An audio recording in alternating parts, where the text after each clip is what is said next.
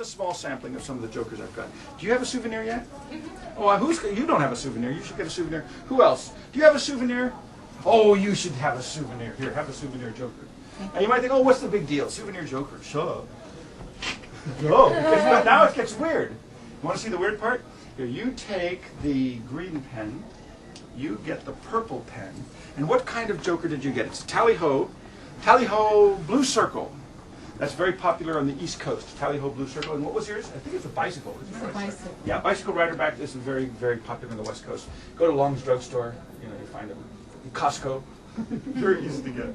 So this trick will not work. It's a trick, and it won't work if the cards are face up. It will not work if they're both face down. They have to be facing in opposite directions. It has something to do with maintaining cosmic balance. That's all I can say. I can say no more. Would you do me a favor? You have the purple pen. Take the cap off and put some kind of identifying mark on the bottom half of the back of the joker. Just anything at all, like a pin number. Keep the cap off because I'm going to come back to you in a minute. Would you do the same thing? Put some kind of identifying mark on the bottom part of the joker. It could be, that's good. And no, keep the cap off because I want you to do the same thing on the opposite side. Do it here. I turn it over end for end, just a scribble. And after you've done that, now put the cap back on the pen. Would you do the same thing? Put some kind of a scribble on the bottom part of the joker, and then put the cap back on. That's perfect. Now you've got to put the cap on and click it. My 6-year-old daughter taught me this.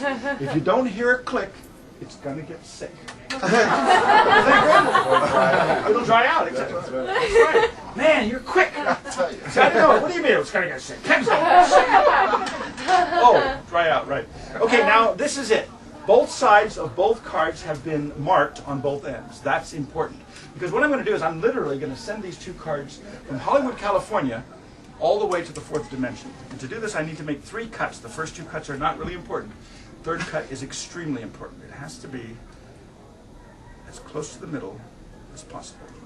That's good. This is going to work out great. Watch closely. Really, don't take your eyes off of these cards. This is going to be strange. Right now, the cards are on their way. If I untwist it, that's kind of a good start. It looks kind of weird, doesn't it? It's a good start. But here's where it gets even more bizarre. I'm going to twist the cards by turning them both together, watch closely, clockwise. See, that's what makes it work.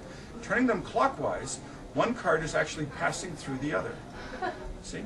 On both sides, of course. The trick is to switch the corners here, the outer 2 corners, and the inner 2 corners. Now I can continue the twist. Isn't that weird? Now, right now, the cards are not really here. Right now, both cards are in the 4th dimension. And most magicians that know this, and there's really only a handful in the world, they would stop right now. That's all they know. You want to see something else? Yeah. Want to go further? Yes. Should we continue? Yes. I agree. Let's go. Here's where it gets weird. If I twist it and switch the corners back, but in the opposite order and in the opposite direction, something very strange happens. The cards come back to Hollywood, California, but they come back in a very strangely altered state. If I peel them apart, you'll notice now this card has a back on both sides. And if you look very closely, you'll see that it actually has the identifying marks on the top and the bottom ends. That's why we have to do it on opposite ends. The same with this. This has a face on both sides with the identifying marks. And I personally think that these make absolutely fascinating souvenir items. So I've taken the liberty of bringing some business cards with me that just happen to be playing card sized and shaped. So I'm going to staple them on like this. And is it just me, or does that make an absolutely lovely display?